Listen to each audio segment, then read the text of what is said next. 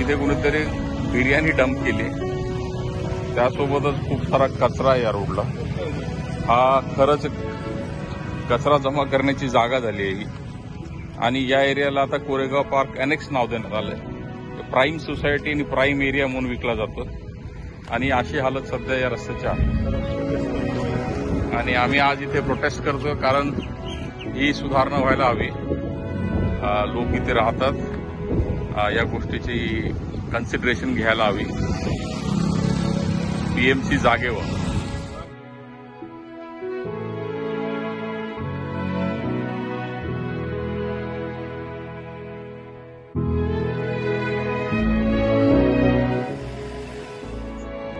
जागे व्हा, पीएमसी जागे व्हा.